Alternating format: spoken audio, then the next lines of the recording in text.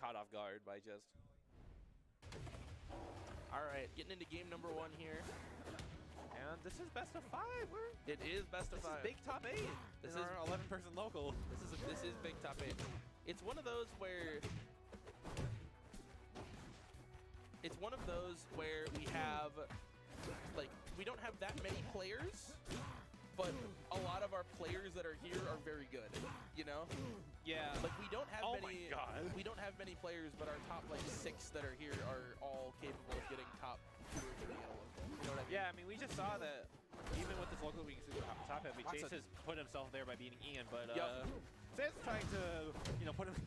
Yeah, like Zed's trying to take that all for herself. Yeah, that was ridiculous. That combo, that first stock was crazy. And that's kind of the Wrastor effect, right? I'd imagine. I don't know if this is true, but I'd imagine getting hit by, like, we're seeing it right now, right? Yeah. I mean, she dropped it. It like, just gets out of control. I would imagine getting hit by Wrastor as Zetter cannot be fun just because of how fast you fall, right? Yeah. Especially given there's a platform there to further extend off, right? Yeah, that's true. And a big thing we see with Wrastor combos is it's the DI in, DI out mix-up, where DI out on the kill move, you're going to die early, but DI in, you can just get you so far out that any move will kill you. Yeah. And the thing with Zetterburn is it's really scary because, like, right here, if you get hit by a combo move without a jump, your instinct is telling you to hold in, and it takes a lot of discipline to not hold in. But yeah, but the other thing too is Wrastor can just end the combo early. That's true. Sometimes, right? Like yeah, and that creates the mix-up that's so scary. There's another mix-up within a mix-up, and that's how you get all those really, really crazy early kills with Wrastor, right? And Natalie, make no mistake, is an expert at finding those. Yeah, and I feel like neutral's also surprisingly hard for Zetterburn because Wrastor's decently fast, so a lot of the shine pressure is not going to be as big of a factor. And if you have Slipstream up, it's kind of hard to get your big opening, like with Zetterburn, just because you're getting outspaced and kind of outranged. Yeah, and it's also like a lot of the stuff Wrastor does is hitting you up too. Like if you get hit by like up air, for example, right? Even like if you hold in on fair, you're getting sent like diagonal up, right? And that's not a position. That's hard to get down from, especially with Slipstream out, right? Yeah. Because Wrastor can just cover so much of the stage, like just by running. You know what I mean? But on the flip side, once you do get a hit, especially if your opponent's at a higher percent, then Zetterburn kills Wrastor so early. Yes, yes, that's the other thing. Wrastor, I mean, they don't call him a glass cannon for no reason, right? Yeah, and what we saw in this, what we saw in game 1 was just that Natalie was just playing all the things that make this matchup annoying for Zetterburn really well, and it was kind of hard for Chase to get a good footing. Yeah. And we weren't even seeing some of the stuff that was annoying me when I played this matchup against turn friendlies, like the Slipstream, especially just being super good for winning neutral. If depending on how your opponent reacts to it, the jab mix-ups becoming really scary because forward tilt sends a pretty awkward angle for Zetterburn to be against Wrastor. Yeah. So I think it's going to be Chase needing to find these way that Natalie's jumping and covering that, because that's generally how I see people beating Wrastors. They're covering certain jumping habits. They're baiting them into thinking they can get to ledge when they can't, and playing a good mix-up off that. It's kind of this, you can't directly punish a lot of things in neutral, but it's about making them think they can punish you. Yeah, right, and that's the thing that can get a little tricky about these types of situations, right? Is it's like, how do you?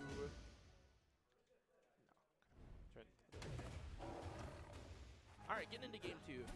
We are on the dojo here, and I do like the stage for Zetterburn. I feel like you get a lot more off the top platform because you can get away from combos doing that. Yeah, I feel like the routes that Wrastor wants to take are kind of look like in, how do I describe that? It's like kind of like he wants to send you up to like a side plat and then out, basically, right? Yeah. Because he wants to find an F smash like super deep out there, right? Yeah. That's going to be the most common route. Adding the platform means you can DI up towards it. Yep. And it even though that'd be bad DI in a mono plat. Yep. Bi plat. Oh. Yep. It does also give you an extra landing option too, is the other thing, right? Yeah. Which is one of the things that looked super tricky last game. The top plat gives you just like an extra like haven you can go to, and Natalie has to commit to get up there. Is the other thing, right? Yeah. So it's like, good DI out to make it so that multi didn't work. Yeah, make the nair fall out, but that's But you're just in such an awful spot. You're getting rid of This is just rinse and repeat. Yep. That angle's not going to save you, man. Yeah. Yeah, You're a slight up angle would have saved them, where they either would have grabbed ledge or been hit by the other sides of the air. But yeah. I mean, it's so hard to like in that scenario to be like, yeah, I have this one angle, you know? yeah, I've got to hit it because I'm out of resources. Yeah. And even then, like, you get to a point where it's like, nice, back here to up smash. Yeah, but looking way more even already. And that's kind of the thing, is I feel like what this matchup comes down to is you kind of just have to match Wrastor in terms of the openings, right? Like, Wrastor's gonna kill you. That's hard to avoid. That is hard to avoid. So you have to kill Wrastor back, I think, is the secret to the matchup, right? Yeah, And we're seeing Chase do that a lot better in this game than the previous game. Look at this recovery. Yeah. Natalie covers the high angle but doesn't get anything off it. yeah, it doesn't get the right hit box on the down air. Oh, Good DI. That was very really scary. Yeah, that was really scary. But the nice thing is, if you get a flame up smash, Wrastor is Wrastor just poultry, quite frankly. Wrastor, I don't think it's possible to live that, especially not at 87. Yeah, no. So Wrastor might start dying to like regular up smash soon, depending on his top last. Yeah, but yep. Sans just gets a good coverage up the neutral tech, knowing that there's not really a good option for Chase to do there. So No. Oh, look at this combo. And another mix-up that Natalie plays really well is that the higher percent's going for the back throw versus up throw, because you have to DI the opposite way for each one.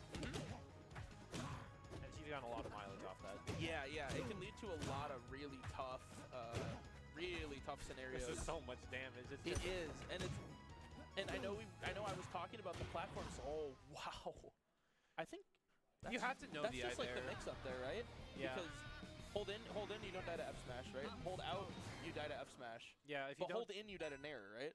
So what you have what? to think there is, you kind of expect her to go for a strong hit, because if she gets weak hit, she's in a really awkward spot, so it's a lot safer to go for the strong hit. And if you're DIing max out from the fair, you probably still die. Yeah. So you have to have the frame of mind to DI specifically like neutral DI, so it can't combo, but you also don't die. That's a really hard thing to pick up, like midstream like that too. Yeah, you know? especially You have to have a lot. You have to have.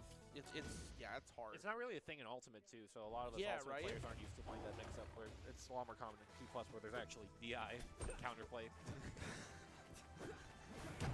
Well, okay, coming from a Steve main is crazy, but anyway. That's why I'm saying. All right. Wait until I tell you about Kazuya. Oh boy. All right. Anyway, getting into game 3, back on the Delta.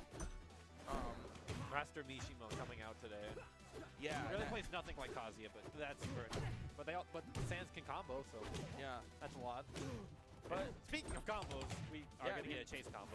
Not quite, and actually misses the, just barely drops the. Oh no. Oh no. That's unfortunate.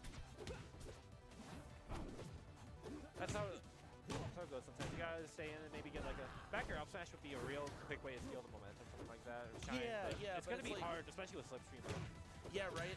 It's like we were saying earlier. Like Wrastor can just cover so much space and get to whatever spot he wants with slipstream up, right?